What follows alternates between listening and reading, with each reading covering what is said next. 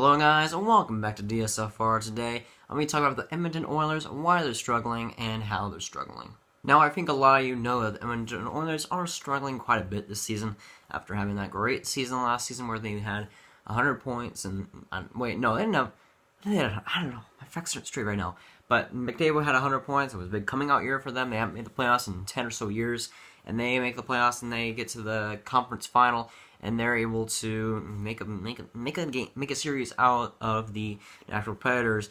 But this season hasn't been quite like that so far, at least, with 8 wins, 13 losses, and 2 overtime losses, 18 points, 7th in the Pacific Division, which is a pretty weak division overall. It's not looking good for them. If they don't turn around in maybe a month or so, you could definitely see the Edmonton Oilers out of the playoffs for sure. Right now, it's not looking good for them, but who knows if they can turn around in the next month, 2 months. They need to turn around if they need to make the playoffs, but they just can't lose games right now. It's definitely, all these games leading up are definitely must-wins. Now, 23 games, Edmonton Oilers have 60 goals scored, 76 goals against, power play percentage of 19.667, penalty kill of 74.36, which is not good at all. Shots percentage is 7.6, while the save percentage is 0.897. Now, the league average is 69 goals for, so they're not scoring they're scoring 9 less than the league average. Goals against for the league average is 69, so they're allowing 7 more goals than the league average as well. The power play for the league average is basically the same. It's at 19.82, so it's basically like 20, like 0.20 better, which is not much. Penalty kill, though, at league average is 80.18%, so it's 6% off the league average. That's really, really bad. Where 74% is just horrendous. Shot percentage for the league is 9.3%, while the shots for the Edmonton Oilers are 6.6, or 7.6, which is not good at all. Save percentage for the league is 0.912, and the league, and their save percentage is 0.897. So a tick below 900. That's not good at all. They need to change that, definitely. Goaltending could be something that they need to fix. They need to look towards getting fixed. Right? I mean, I know that they have a good goaltender in Talbot, but he hasn't shown signs of coming through this season. And if he keeps struggling like this, even though he didn't have a bad game against Buffalo, you could definitely see it. I mean, I think it was Brossoit against Buffalo. Never mind. I think it was Brossoit versus Buffalo, but he didn't do too badly. But the goaltenders need to be fixed. The offense needs to be fixed. The penalty kill. A lot of things need to be fixed for the Edmonton Oilers to start winning games. But it's not as simple as fixing the penalty kill or fixing the goaltending. You got to get everything to start working if you got to get the playoffs. So let me just show you guys the scoring for the Edmonton Oilers. McDavid, 10 goals, 18 assists, 28 points. That's fantastic. 23 games played. He's really come alive these past couple of weeks, and he's been doing really well. Nugent Hopkins, 8 goals, 9 assists, 17 points. Of course, Peter Chiarelli keeps saying that he's looking to trade him. You're tied for your second best scorer in your team. I don't know why you would trade him. Draisaitl, 6 goals, 9 assists, 17 points. Not bad. Lucic, 4 goals, 10 assists, 14 points. That's decent offensive numbers. But you'll see in a while why his defense is really bad. Maroon, 6 goals, 7 assists, 13 points. That's not bad either. Setting up for like 50 points. Strome, 3 goals, 7 assists, only 10 points. That's not good enough. That's around 35 points. That is definitely not good enough for being a guy that was traded for a guy who is doing fantastic in New York for the Islanders, and that's definitely not good enough. And he definitely needs to start getting going. He just hasn't shown too many signs this season. You got Russell with a goal and 7 assists for 8 points, getting paid $5 million, by the way. That's not too great for a guy who isn't even doing that well defensively, which we'll get into. Nurse, 2 goals, 5 assists, and 7 points. He's been doing fantastic. Offensively, that's not bad, but on the advanced stats at least, he's been doing very well on those stats. You could say if you wanted to debate that, or you know, it is what it is. But he's been doing fantastic on the advanced stats. He's been doing decently defensively, but he just needs to keep being consistent, and I think that'll help the Oilers definitely.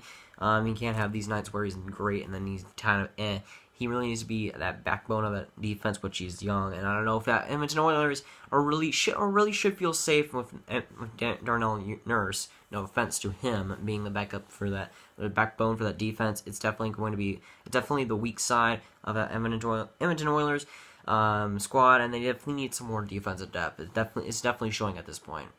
Now, Letistu of 4 goals, 3 assists, 7 points. Not bad offensively, a -10. We'll also get into Wally advanced stats show him while he's doing pretty bad as well. Now, Clefbaum, 2 goals, 4 assists, 6 points.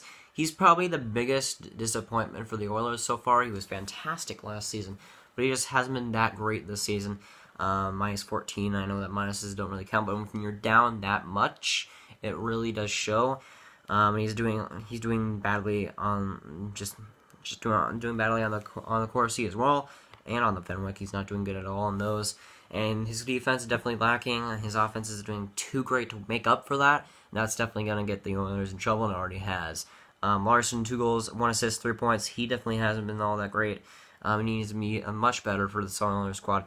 They need those 2 guys to step up. You need Klepa and Larson to step up if the Oilers want to win games. Those are 2 great defensemen that need to get better this season at least. They haven't showed too much promise this season, but they need to get something going there. Now, the bottom 5 players for Corsi, 4%. Pekarainen, 46.1%. That's pretty horrible. That's almost as bad as it gets. Kajula, 48.6%. That's really bad. Russell, 50.2%. That's not league average, but it is pretty bad. Castian, 50% or 50.5%. That's pretty bad as well. Lucic, 50.8%, which is not getting it done at all. He was bad on both Fenwick 4 Fenwick 4% relative. It's a lot to go through, but he's bad on most of those stats. And his defense has been pretty lacking so far, so we'll see if he gets better on that. Fenwick 4% relative, top 5 for the team, not bottom top 5 by the way, top 5. You got Jokinen, who 9% coming into the Oilers, who was doing really good for the Kings, at least for Fenwick and all that. Even though he wasn't getting the points he wasn't getting the points compared to Camilleri. Pugliari with 8.0. He's only played in about 7 or 8 games. Draisaitl of 6.9, so he's doing pretty decent there. Nurse 6.5. He's been doing good on Corsi and Fenwick. Subshev 6.5, so he's also doing pretty well on those. But Corsi, he was a little bit lacking on there, but on the Fenwick, he's doing pretty good.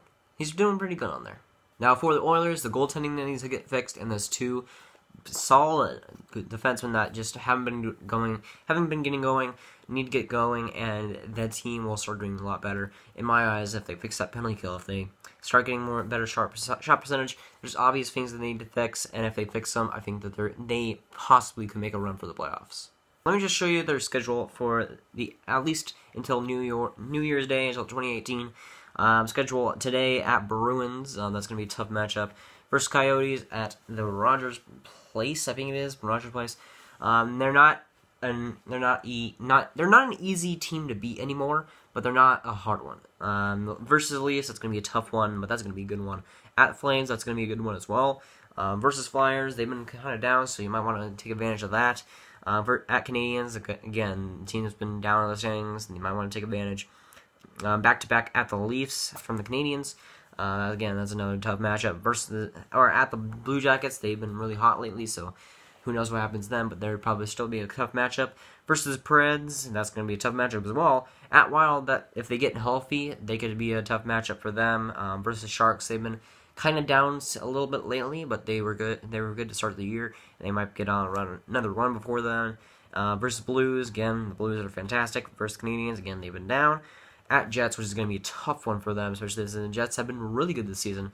Versus Blackhawks, who have been a little bit in the mediocre area, but they might get one a little bit run. There's got some guys that are coming back for them, and versus the Jets, who are a tough matchup there. So they don't have the easiest schedule in the world.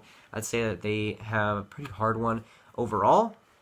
But you got some teams there that you can definitely take advantage of, and who knows if they upset in the Blues a couple of times, the Jackets, the Predators, the Leafs, it could go in their favor there, and they can make a run for a playoff spot for the time being.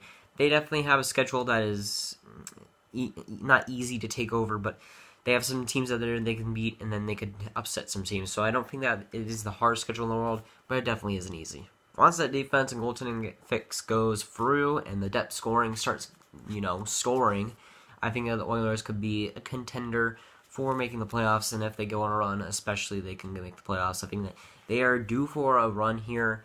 They win a game in convincing fashion, like the one against Detroit, and then when they would lose a game to Buffalo, and when you win a solid game, 6 goals for the Oilers, and then lose to Buffalo with only 1 goal, there's definitely some consistency problems. They're definitely not a consistent team. They got some identity issues. They need to fix something right now, and if they go on a run, this could be the perfect time to fix it. That's going to be it for today, guys. Guys, did enjoy? Make sure you like. If you guys really enjoy, make sure to subscribe. I'll see you guys later. Goodbye.